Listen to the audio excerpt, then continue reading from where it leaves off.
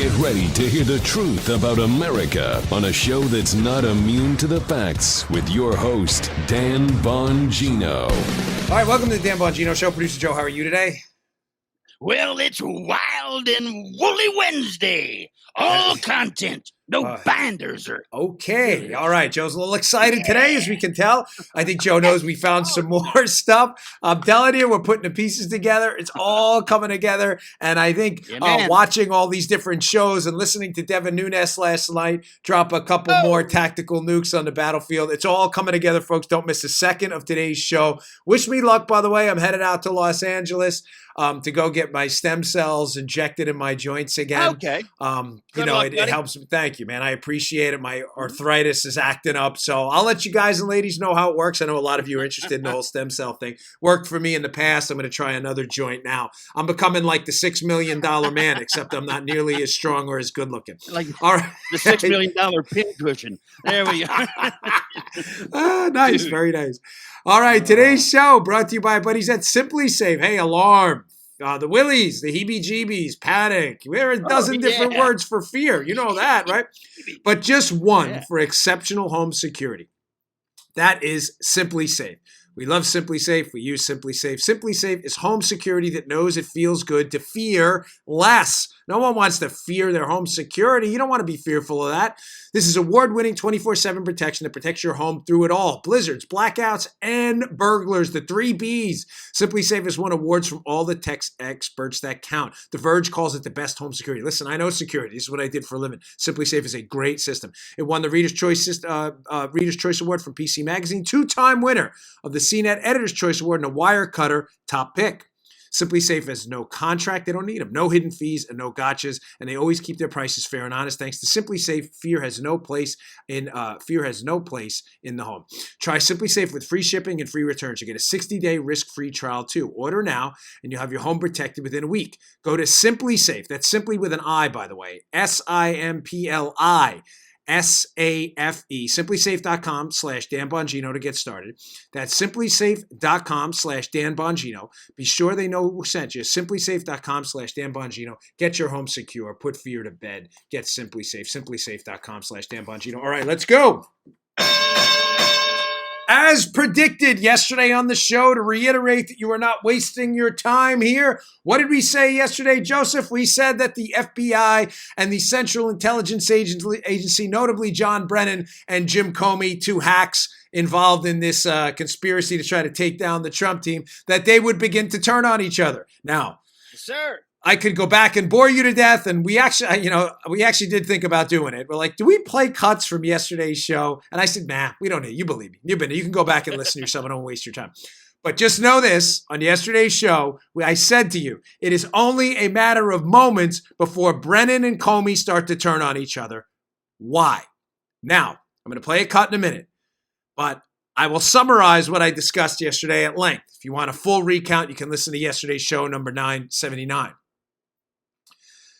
The CIA, John Brennan, had this intelligence from Steele. They didn't launder. They didn't vet. It did not come through official channels. John Brennan essentially had gossip from Christopher Steele paid for by Hillary.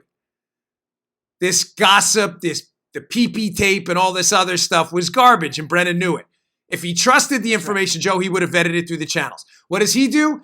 He passes it on to other folks. He passes it on, likely people around him, to the media. They leak it. Steele leaks it to the media. They then use the media reports. Brennan goes and briefs. This is really important. Brennan goes and briefs politicians up on Capitol Hill, who then push the FBI to investigate based on this Hillary paid for gossip, PP tape stuff, and Carter Page stuff. Nonsense, right? Right. Brennan knows he did this. But people in the FBI were not sure that the information that came from the CIA and the media leaks came from the CIA. We have Lisa Page's own testimony. That's redacted, but let's just say I have a good idea what's underneath those redactions. And Lisa Page clearly tells Congressman Mark Meadows, Lisa Page, an FBI lawyer, that she is unsure and, quote, not aware that this information they got had come from the same source. The information they get from the CIA, they think is confirming the information the FBI is getting from Steele. Be clear on this. This is important because when I play this video, it'll make all the sense in the world. The FBI is getting the same gossip from Steele. They get this letter from Capitol Hill about the same information, and they think it's corroboration. It's not. It's from the same source. But they don't know that, and Brennan's not honest about it. So the Bureau, I told you, especially Jim Comey's going to say, hey, you guys verified this, right? Remember yesterday's show? Yeah. And their comeback, Jim Comey's going to be like, hey, the CIA told us this, John Brennan. We thought it was coming from a different source, and it was verified. Brennan, now that he's caught trafficking in gossip as the Central Intelligence Agency director, and even worse, paid for by Hillary from a discredited source, Brennan's going to say, hey, man, not my problem. I washed my hands of it. I gave it to the criminal investigators, the FBI. They're investigators, right? They were supposed to vet this stuff, not me. Reminds me of the Beavis and Butthead episode. You remember Mr. Anderson? They always get caught doing stuff by Mr. Anderson, and they get caught doing it. And they're like, it wasn't us. It was other kids. You do a good Beavis. It was other kids. This is going to be Brennan. It wasn't me. It was other kids. Comey did it. As if on cue. As if on cue. My wife was cooking a delicious rice, ground beef, potatoes, vegetables meal for me last night to fill up my never-ending black hole of a stomach because I eat like a monster. We're watching television, and I see this cut. I don't watch MSNBC, but I see this cut of Brennan on MSNBC being played on Fox, and I said, Paula, what did I tell you? Here it is. It went through a rigorous due process within the Department of Justice, the FBI. It was approved by the FISA court. It went through all of those steps. What they're trying to do is to uncover something that they will misrepresent as being part of this deep state effort to try to undermine Donald Trump's election. What did I tell you? There you go, Daddy-O. Ding, ding, ding, ding, ding, ding. What did I say? Really? Did we not nail that? Again, I listen, it's dumb. Yeah. I rarely play my own cuts. We've only done it about 4 or 5 times. Because I could just repeat it myself. Listen to yesterday's show. I told you they were going to do this. Now, there's a reason. There is a reason they're turning on each other now. That I will elaborate on. It is not in yesterday's show. I told you Brennan was going to say exactly that. Wasn't my fault. The FBI has an elaborate process, man. This went to the courts. Why didn't they catch it? This guy's the Central Intelligence Agency director. There's a process for vetting intelligence. Can you imagine, Joe, if this is the standard now? We'll call it the Beavis and Butthead standard. It wasn't me. It was other kids. If that's the standard at the CIA, let me give you a scenario. So you understand how ridiculous what John Brennan's position is now. I just gave them the gossip. It was their job. Can you imagine John Brennan walking into President Obama, sitting in a National Security Council type setting? They're sitting there, and John Brennan has information that the Chinese are getting ready to launch an EMP attack on the East Coast to take out our electrical grid. Everybody's like, oh my gosh. Let's get the nuclear triad activated. Let's get them. Let's put the Chinese on notice. Let's up the DEFCON level. The media starts reporting World War III pending. And then Brennan comes in the next day and goes, oh, yeah, I'm sorry. A rival political campaign who was just trying to make Joe Biden look like an idiot just made that up from an opposition researcher who heard it from a guy who was in the Chipotle ordering extra guac on his stuff, and he heard the guy behind the counter saying, man, I'm really worried about this EMP stuff. Everybody would be like, Huh? What? What? But don't worry, it was the FBI's job to vet it. Bro, I don't use the word bro. Bruh. B-R-U-H. Are you kidding me? You start the biggest spying investigation on a presidential political candidate in American history. You brief the Gang of 8 on Capitol Hill on it, and your excuse later is, my bad. Wasn't me. Lord of the idiots. Oh my gosh. Monarch of the imbeciles. Lord of the idiots. Of the morons. King of the morons. Oh my gosh. I told you this was going to happen. And as if on cue, he goes on Nicole Wallace's show on MSNBC and does exactly what I told you was going to happen. Now, wait for part 2. Comey, it's coming soon, is going to start to turn on Brennan soon too. You're already seeing Rosenstein turn on Comey. For all of you out there who send me emails, I get this on Twitter a lot. You know, the numbers on these shows have been amazing. The audience has grown. Joe knows this, just geometrically, and I deeply, sincerely appreciate your support. But once in a while on Twitter, I get a ne'er-do-well like, Dan, I'm tired of this story. Nothing's happening. Okay, dude, whatever. No, nothing's happening. Don't worry about it. McCabe and Baker under criminal investigation. Rosenstein's turning on Comey. Brennan's turning on Comey. Comey's flipping out on TV, looking like a complete maniac, taking pictures in the woods like this. No, nothing's happening. Don't worry. I'm sorry. Listen, my show's not for you. If you're one of these, we used to call them you can't use them, but the FF guys in the Secret Service. Everything's F this, F that, everything. Listen, shut up. We're tired of your complaining. And if you got a reputation as an FF guy, no one wanted you around. Listen, justice has moved at a glacial pace. I'm sorry. But what do you want? Barr's doing the best he can, and so is Trump.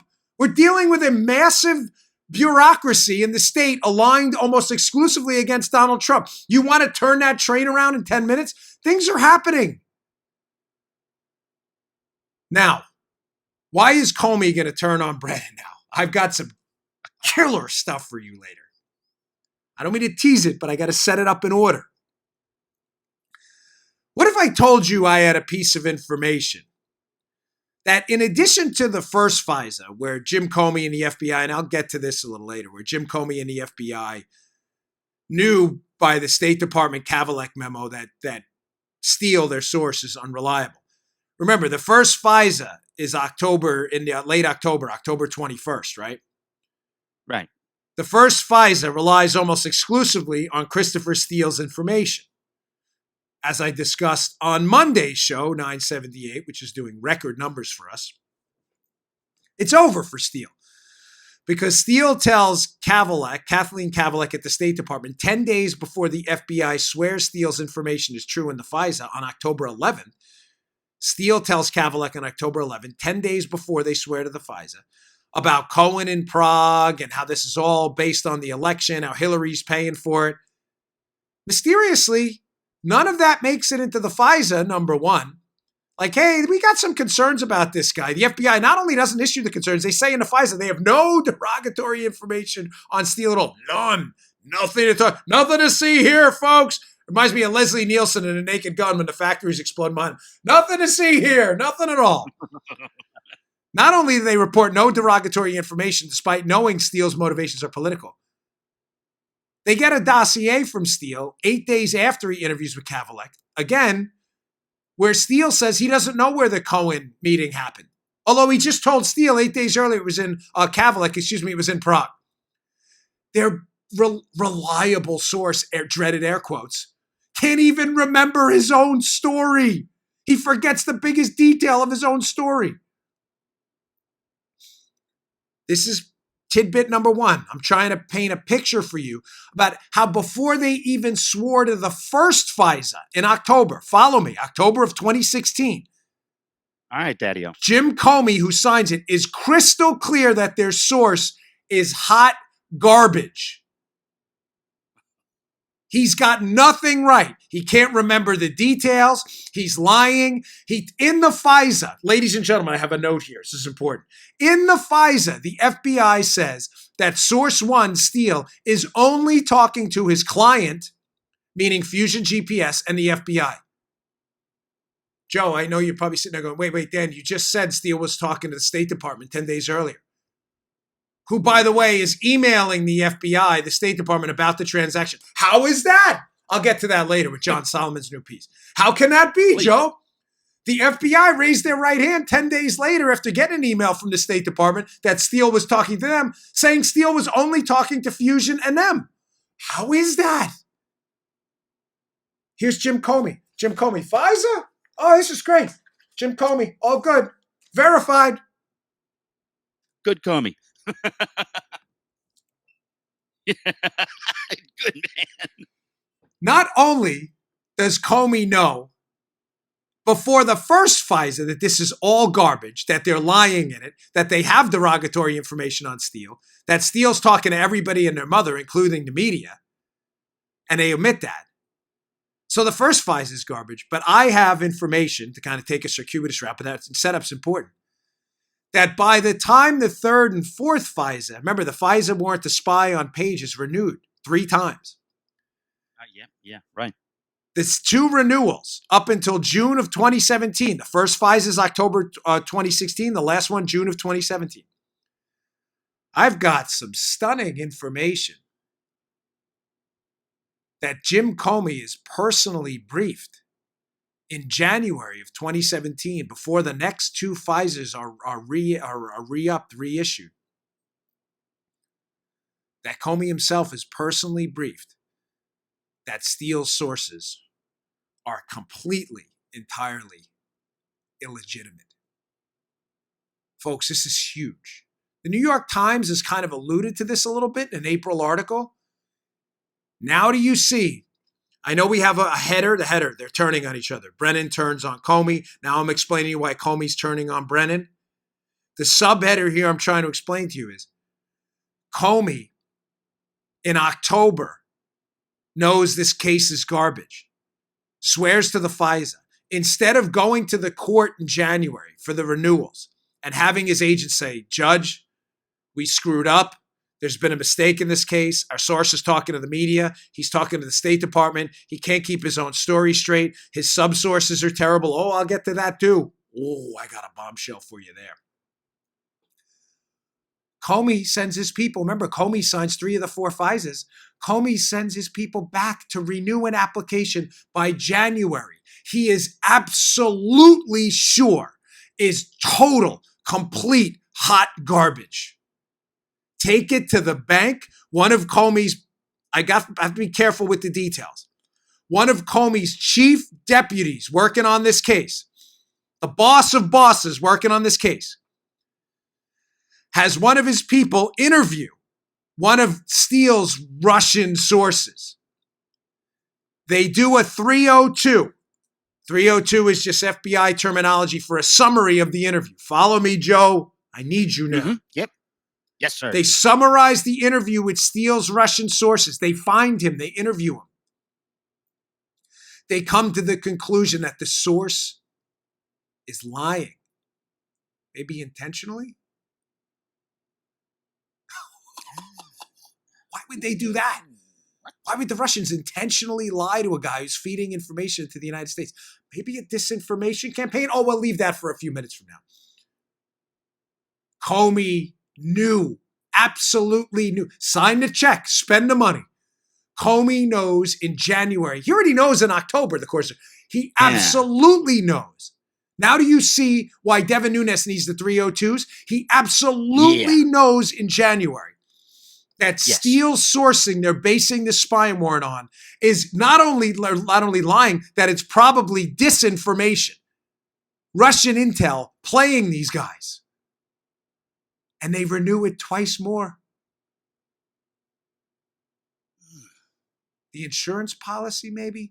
Maybe they needed it for the 2 hop. Oh, I got more. This may wind up being a 2-part show. Maybe we'll release the second part early. This is going to be, you think the Monday show was good? This is going to get a lot better. Now, not only does Comey absolutely know in January of 2017, absolutely, that Steele and his sources, he knows Steele's garbage from October. Now he knows the Russians are playing us through Steele. The sub-sources are illegitimate lying. Comey never tells Bob Mueller. When Mueller's appointed in May, Comey doesn't tell Mueller this. I thought Mueller was investigating Russian interference in our election.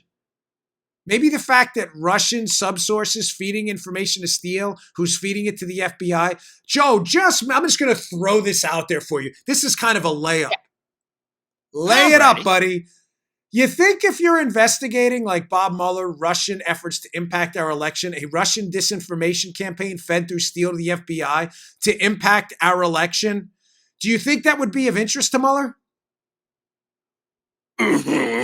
That caveman Joe makes a comeback. See, regular Joe knows how Joe is protecting his neurons. Joe feels like if he answers this as a normal person, he'll lose 10 IQ points because he's like, clearly he's tricking me. The answer here is so obvious. So he whips out Neanderthal Joe and caveman Joe with a sub 60 IQ because caveman Joe is the only one capable of understanding the stupid. Of course, Bob Mueller would be interested in knowing that. Comey never tells him. Comey never tells the FISA court either. You think those 302s, those summaries of the information with the Russian sources feeding info to Steele, might be of a little bit of interest to people in the FBI and up on Congress? Wow. Dude. Rob Schneider, dude time.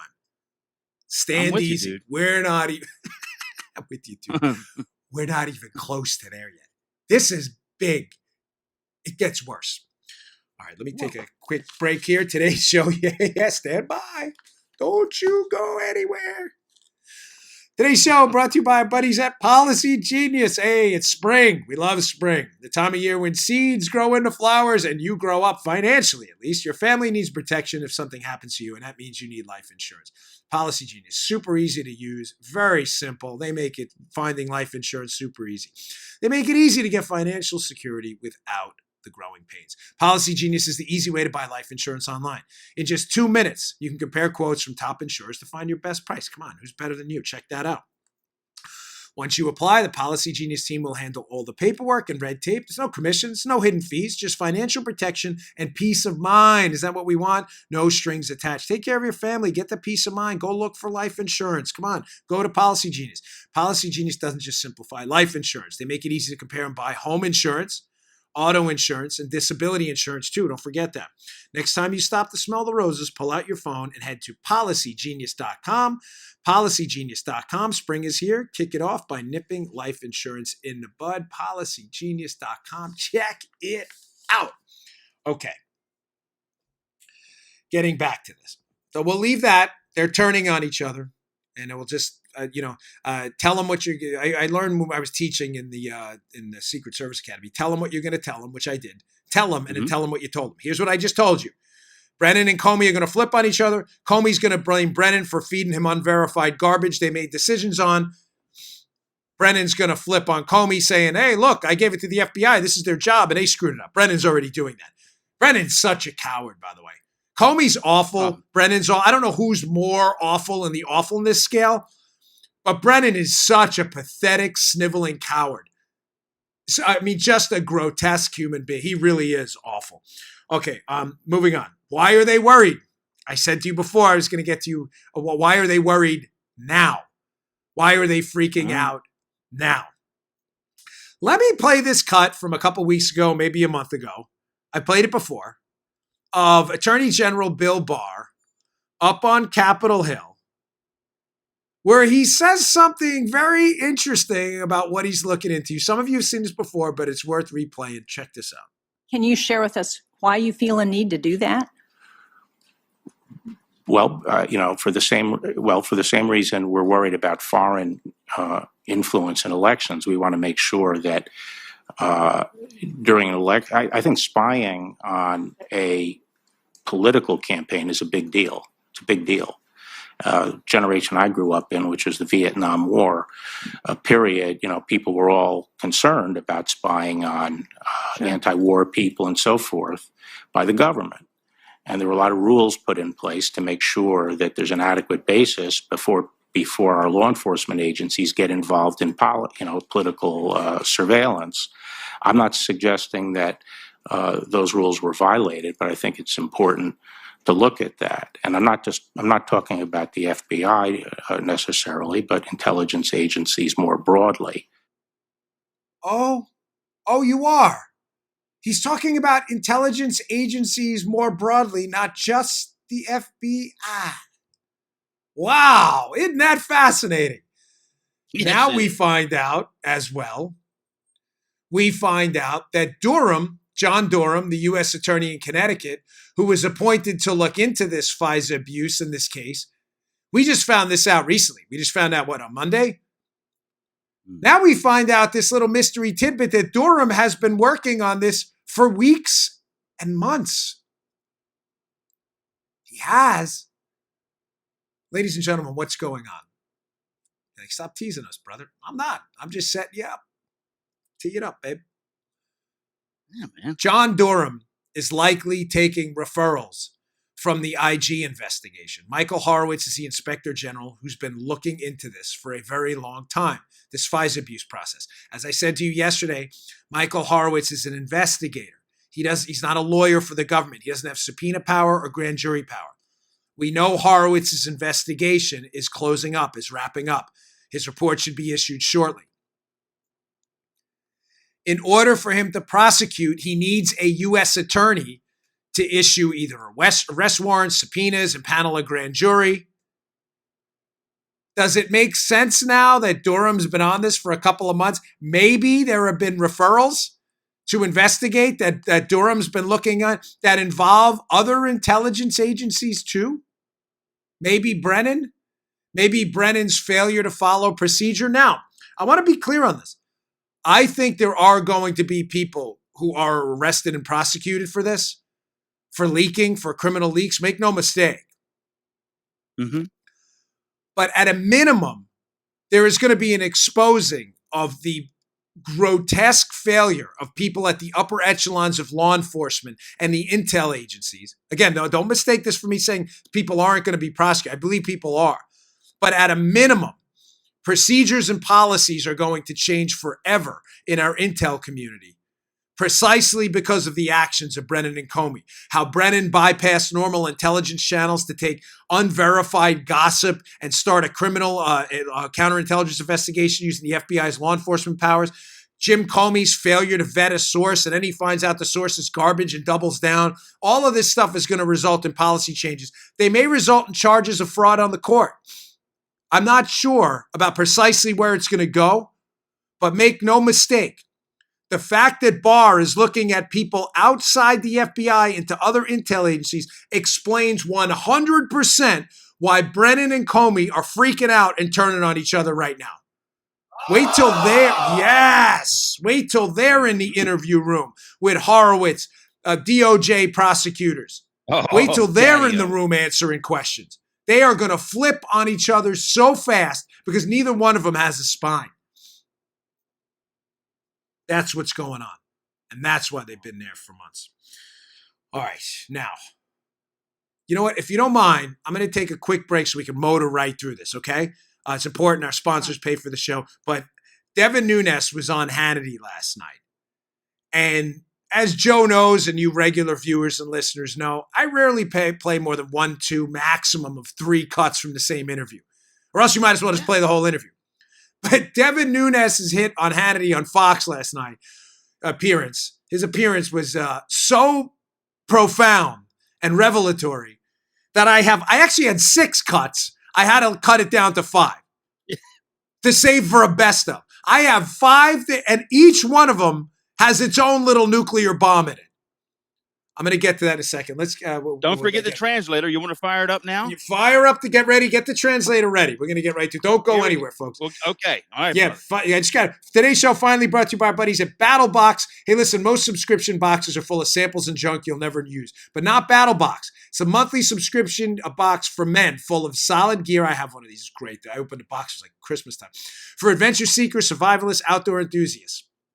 BattleBox is your monthly subscription for hand-picked outdoor survival and everyday carry gear. It introduces you to the best new products, new gear, and innovative companies at a much lower cost than if you were to buy them individually. Who doesn't want to open up a box with a bunch of survival gear, adventure gear? It's a surprise every month.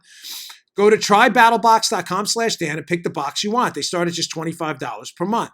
Plus, they release a video for each new box so you can see what's coming and how to use it. They've shipped over 500,000 boxes, and they won Best Men's Subscription Box of 2017. Sign up today and be ready for anything. We like BattleBox. BattleBox. Right now, our listeners get a free tactical knife when you sign up for your first BattleBox at trybattlebox.com/Dan. That's try, BATTL, There's no E there. Box.com. Try battlebox.com/Dan. Check it out right now. Get your first battle box plus a free tactical knife at trybattlebox.com/Dan. It's like Christmas every month when the battle boxes arrive. You're going to love the stuff they put in there. It's really terrific.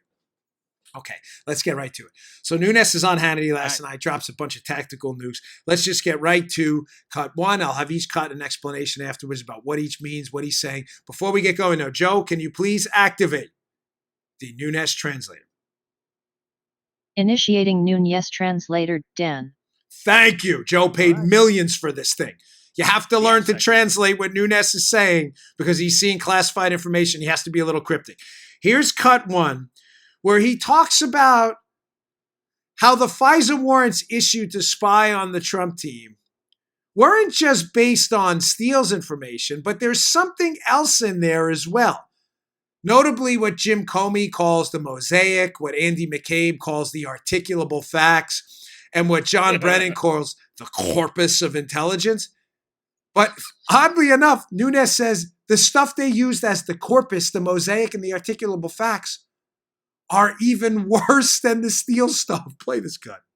On the FISA application, remember, you have Comey, who has called this a mosaic. So Comey's mosaic. Remember when we came out with our memo that brought forward the fact that they had used the Clinton paid-for dossier, the dirt, opposition research, and then they had leaked that to press outlets, and then they picked up those press reports and used it in the FISA application. Comey said, oh, no, it was a mosaic. There was so much more information there. Well, there is more information there that we think is equally as bad as using opposition research. Really? Wow. So let's just think about that. Now, again, regular listeners, this is not new to you. I did a show about, remember the Golden File, Joe? I didn't know what else to call it. The Golden File show, where I discussed that there's information out there, likely not from Steele. I think this is what Nunes is referring. We had the Nunes translator activated. I'm trying to help you out here. There is a golden file of information out there that has appeared in FISA warrants and elsewhere. Maybe the president may have seen it. Well, you know what? If I can get to that, I'll get to that later. I'll put a little note, but I got a lot to get to. But this golden file of information, how bad does this have to be, Joe, to be worse than unverified, debunked, discredited disinformation from Christopher Steele? How bad? I mean, how bad does this have to get? What? It's like, listen, sir, we're going to have to terminate your life. We're going to do it by a chainsaw, or we're gonna drown you in hydrochloric acid. You're like, geez, there's a third option here? Like, what's the third option? Yeah. You know, we're going to dump you into a pit of sharks and chum the waters for, I mean, how bad is this going to get? Folks, I've already addressed this. This golden file of information. What is it? Here's what I think he's talking about vis-a-vis the Dan Bongino, Joe Armacost Nunes translator. As I said to you before in the open, it is clear now that the FBI was using a different source as well, other than Steele. Now, were they getting information from that source, or were they listening in? I'm going to give you an either or. Either they're using a different source that's intentional Russian disinformation direct, or is this one of Steele's subsources, one of these Russians Steele says he's getting the information from about Trump? Are they listening in on some of those calls? Oh, record this section and play it back 1,000 times. Are they listening in on some of these subsources or some of these Russians who know they're listening in and are therefore feeding them, again, intentional disinformation to sow discord and get the FBI to spy on a presidential campaign? Oh, remember that Golden File episode? Starting to ring a bell now? I'm going to leave that there because I'm going to come back to it, but keep this in your mind. Yeah, you have to ask yourself now, Joe, what could possibly be worse than intentional disinformation from a British spy used to spy on a presidential campaign? Who else was the FBI using as a source or listening in on? Hold on to that, because I'm playing in order. This is how the interview went. I'm not getting out of order intentionally. I'm just trying to play it in sequence. Cut number 2. Notice what Nunes says here about the insurance policy. How the insurance policy isn't just the FISA, it's a bigger thing. And those regular listeners, remember, keep the 2-hop rule in your head as Nunes is talking to Hannity on this one. It is the bulk, but remember what we believe the rest of it is that fills out Comey's mosaic is actually the true definition of the insurance policy. So remember the talk of the insurance policy by Strzok and Page on the text messages? We believe that insurance policy is not just about investigating the Trump campaign. We believe it is to ensure that they were able to get the FISA warrant on Carter Page so that they could go in and look at all the emails in the campaign. Wow. Isn't that special? What is he talking about there? Ladies and gentlemen, when you get a warrant, a FISA warrant on someone, you can implement, what they'll call either the 2-hop rule, the 2-jump rule. I don't care what you call it. You can Google it and read the details yourself. But what that enables you to do is if I get a FISA warrant on Carter Page, who's a member of the Trump team, I can read who he emails and who he texts and listen to who he calls. But I can also hop from those people to other people and from those people to other people. Meaning, once you get one person in the Trump team, you're basically listening in and monitoring on the entire Trump team. Mm-hmm. Now let's go back to how I started the show. Jim Comey knows absolutely by January. By the way, this is in my book in stunning detail. My new book, Exonerated, The Failed Takedown of Donald Trump. Please pick it up. It's important. We put a lot of work into this in really troubling detail. Comey knows in January that all of this stuff is bunk. But in order to continue to listen in on both the transition and the incoming president too, remember, middle of January, Donald Trump swears in as president of the United States. They keep the FISA warrants going through June of 2017.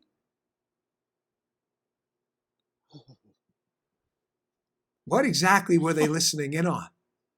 Was the insurance policy an insurance policy to guarantee impeachment, hoping by listening in to the president of the United States during the transition period and during his presidency too, that they would gather information that could be used later on to impeach the president of the United States?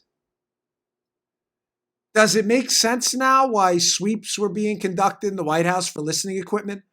While efforts were being conducted to insert an FBI liaison to the transition team that was not a political guy, but was a surveillance guy?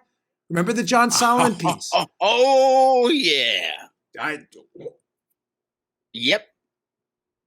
Why they're obsessed with Katie's husband?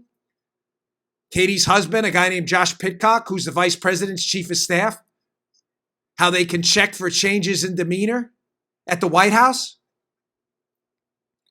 Ladies and gentlemen, they're spying on the president.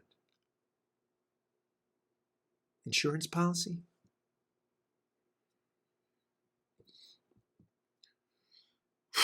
I just need you to digest that one a second before we even go to that. I don't know where to put this one. You know what? Let's do it now because then the rest will make sense. Paula, do you have the Washington Examiner piece with the sensitive source and stroke? This is important. So Washington Examiner has a great piece up by Dan Shadlin.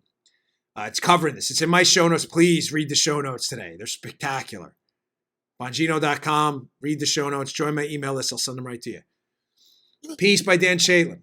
Devin Nunes. Peter Strzok's insurance policy was about getting into Trump campaign emails. That's the headline of Pete. Covers what I just told you. How the insurance policy was about spying on El Presidente. Oh. Now, there's a little screenshot from the piece I want to put up on the YouTube. Follow us, youtube.com/Bongino if you want to watch the visuals. You don't have to. I describe it all in audio as well. Peter Strzok refers in his own testimony in August of 2016. He's talking about Peter Strzok is talking about an August of 2016 text. Let me be precise in my language here. Strzok is up on Congress. Remember Peter Strzok with his testimony, with his smirks and all his grins? Peter Strzok's the lead FBI investigator investigating Donald Trump. In August of 2016, he sends a text. The insurance policy text. The insurance policy, I'm telling you, was an effort to spy on the incoming president, the president of the United States. When he's asked about that text in the congressional testimony, what were you talking about, Peter? What was the insurance policy? He says it was, quote, part of a larger conversation about protecting a, quote, extremely sensitive source. Those are his words. As he and Page considered how far to lean into the counterintelligence investigation into possible links between the Trump campaign and Russia, as they didn't think Trump had a very good chance of beating Hillary Clinton in the election. So their insurance policy, I guess in case they find out that Steele is unverified garbage and his information, which they know in October when they get the FISA warrant, but they unquestionably know in January, in an effort to continue their spying into the Trump administration, incoming Trump administration, into the Trump presidency, they need to develop other sources, maybe golden file information passed on to them. Let me show you a tweet from a great account who's done some great investigative work. Our friend at John W. Huber on Twitter. If you're not following the account, you're making a big mistake. He goes by Undercover Huber, but he has this interesting tweet up. State Department Kavalek notes. Remember, Christopher Steele interviews with Kathleen Kavalek 10 days before the FISA warrants issued from the State Department. We showed you Kavalek's notes, and I'll show you this note in a second. Imply that Christopher Steele used former Russian Deputy Prime Minister Vladislav Surkov as a source for the dossier? Undercover Huber notes, if that's true, Steele and the FBI got a big problem because Surkov is on the U.S. sanctions list. Now, flip over to that note from Kathleen Kavalek. Here are Kavalek's notes she's getting from her interview with Christopher Steele 10 days before the FISA. Mm-hmm. Look what's circled. Sources. Oh. Surkov. A former Russian upper echelon government bureaucrat with direct ties to the Kremlin is a source for Steele? Kavalek sends the notes to the FBI. She's emailed the FBI. Now, oh, this is fascinating. Tweet number 2 from our friend Undercover Huber. Keep in mind, I have no idea who this guy or woman is. None. But the information's stunning. Oh, Joe, Surkov, this Russian guy, once wrote a novel under a fake name about a protagonist in public relations who bribes journalists. But I'm not sure that's relevant to the dossier at all. Dude. This case can't get any better. This is a spy story for idiots. Not for you to consider. It's fascinating. I'm not saying it is a spy story occupied by idiots, I should say. Again, this isn't a James Bond story. It's a Bond James story. This isn't Jack Ryan. This is Ryan Jack.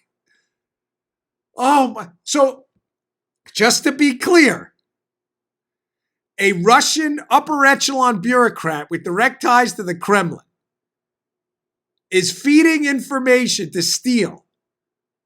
The guy's on the U.S. sanctions list and once wrote a book about manipulating media. Oh my gosh. Now you may say, well, Dan, why did you put that after the Washington Examiner article where Peter Strzok talks about a, quote, protecting an extremely sensitive source? Was Surkov their source? Was a Russian bureaucrat from the Kremlin feeding them disinformation Jim Comey absolutely knows in January is disinformation, is a Russian effort to feed us lies, to manipulate us? Does Jim Comey know this? Is this the golden file of information? The Surkov file? This is too much to process, dude. I mean, this is it's unbelievable. I like it you jumped in because I need a pregnant pause, but we don't like dead air. Sometimes Joe just... Yeah. Now, in case you're saying, well, Dan, you have no guarantee that the State Department representative Kavalek, who writes in a note that a Russian Kremlin-connected propagandist who wrote a book about being a propagandist, is feeding information to the FBI's main source to spy on Trump. You're like, this can't be. There's no way the FBI knew that and still went forward with the FISA 10 days later. John Solomon's piece at The Hill yesterday. Oh, this is a gem. This is a beaut. State Department's red flag on Steele went to a senior FBI man well before FISA warrant. Ding, ding, ding, ding. You can't line it up any better than we're lining up right now. Oh, dude. I was waiting for the tie-in, and I know everybody else was too. Yeah. You're like, well, okay, she knew, but the FBI knew. From the John Solomon piece. In all Washington investigations, the essential questions become who knew it and when did they know it? In the case of FBI informant Christopher Steele and the credibility of his now disproven Russian collusion allegations against Trump, we have some important clarity.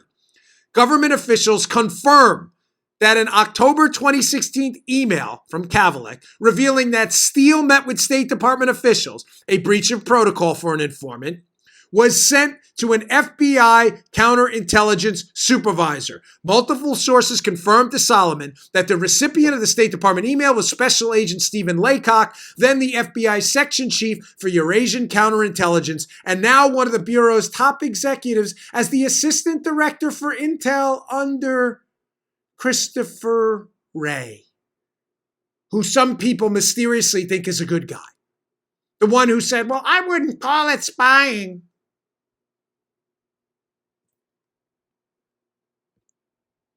You know who Laycock from the FBI sends that email on to? It's later in the piece, but I don't want to, I could put this piece is in the show notes too from Solomon. Must read. Must read. He sends it to Peter Strzok. Oh, Peter Strzok, the same guy protecting an extremely sensitive source? Isn't that fascinating? So let's just sum this one up here. So we have a British spy dealing with a known Russian propagandist who writes a book on how to manipulate media people. Surkov's dealing with Steele. Steele tells the State Department, Kavalek. Kavalek takes a note, puts the guy's name in a note, sends it to the FBI counterintelligence guy, who sends it to the lead investigator for Trump, who goes out anyway 10 days later, and they swear to a warrant in a FISA court signed by Jim Comey that the information is still somehow legitimate and they should spy on Donald Trump.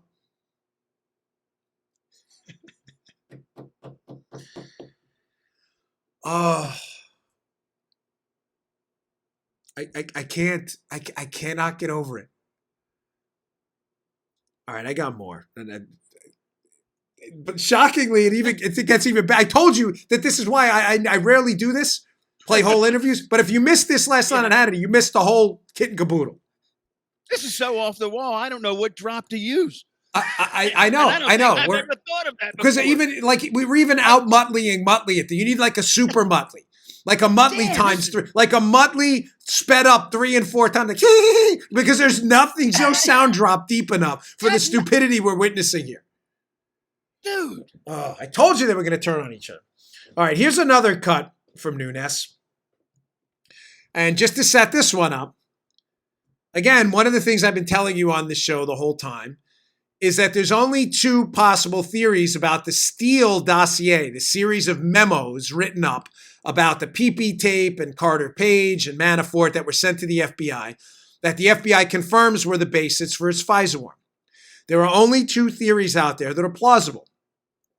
Number 1 is that Steele wrote the dossier himself. And number 2 is that he didn't, that someone else helped him.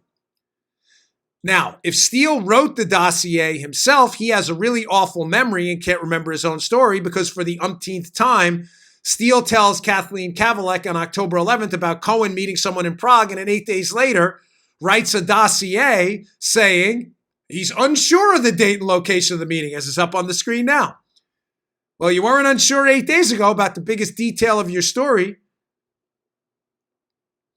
I suggested to you repeatedly that the reason Steele is unsure in his Steele dossier 8 days later after he is sure about the location is because Steele didn't write the dossier.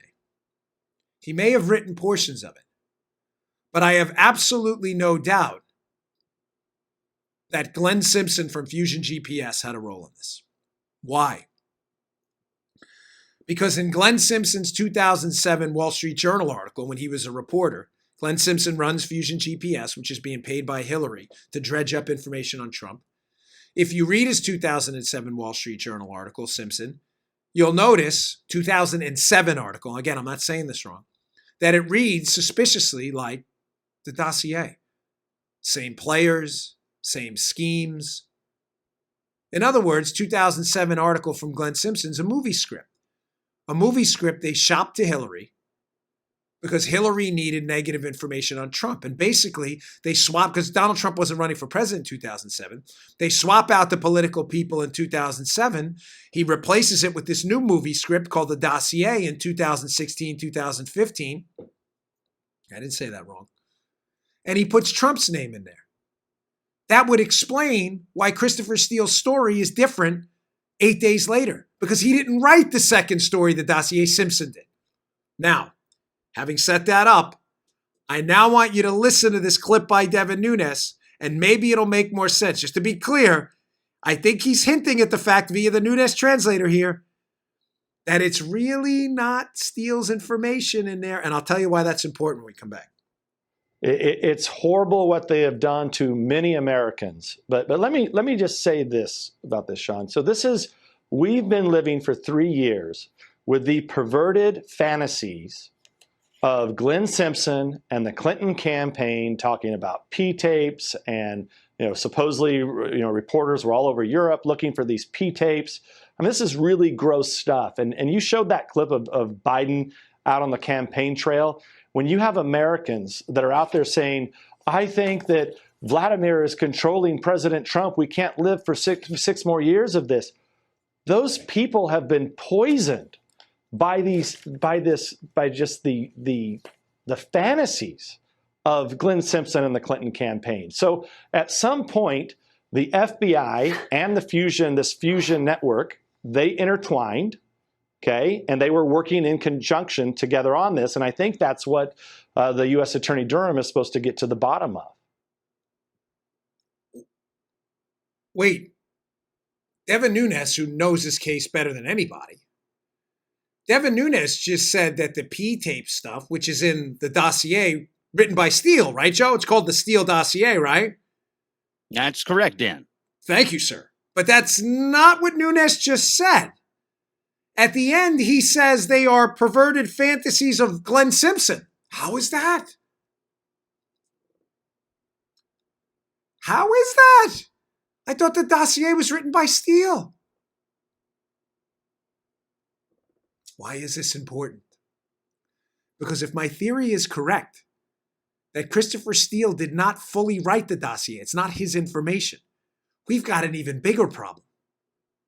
Problem number one, in October, the FBI knows Steele's lying about his contacts with the media. They know they're lying at the court because they say he's not talking to anybody but them and their client. He's talking to the State Department. They know he can't keep his story straight, that the details of his story constantly change. They know by January that his subsources are illegitimate and are lying, and one of them is potentially a Russian propagandist. They go through all of this. But here's the fourth big lie. They're telling the court clearly in their FISA document that they have no derogatory information about Christopher Steele, and that Christopher Steele is their source, and that he's reputable because he's worked with them before, which he had. He had worked with the FBI on the soccer corruption, the FIFA case, the governing body for world soccer. Right. Why does this matter? Because, folks, when you're a federal agent and you develop a source, you can't just walk a source into court and say, well, Bobby told me that a guy's dealing drugs. Everybody would rat on their neighbors for anything to get them into trouble. Your source has to have a credibility background with that federal agent or that local cop. The agent walks into court and says, I have worked with source one before. He has done this, this, and this. Therefore, we trust his information now. Please, Joe, does that make sense? Yeah, he has sure. to have essentially a source resume. You're not allowed to walk into court and say, well, Joey said it. That's called hearsay. That hearsay holds more credibility in a probable cause warrant when that hearsay's been established by hearsay in the past you verified. It doesn't absolve you of the obligation to verify the current information. But the FBI didn't do that either. What am I getting at here? If the dossier they swore to in court was true, wasn't written by their source, but was written by Simpson, and they swore it was by Steele, this is our source. Ladies and gentlemen, this is the biggest problem of all. They're swearing in court, their source is telling them the truth, and it's not even his information. Holy moly. The Nunes translator, the best investment Joe and I ever made. Nunes is very careful yesterday, to say it's Glenn Simpson's perverted fantasies. That was not a mistake. Folks, believe it or not, I have more. I don't like cliffhangers, but I'm going to have to do a part 2 to this because I would be shortchanging you, and I've been intent from the start to keep this show compressed into an hour so it can fit your ride home. My apologies for that. I'm genuinely not trying to tease you into like, hey, watch tomorrow. So that's not what I'm doing here. I have a few more cuts, and they're all equally as bad as the stuff I talked about before. Believe it or not.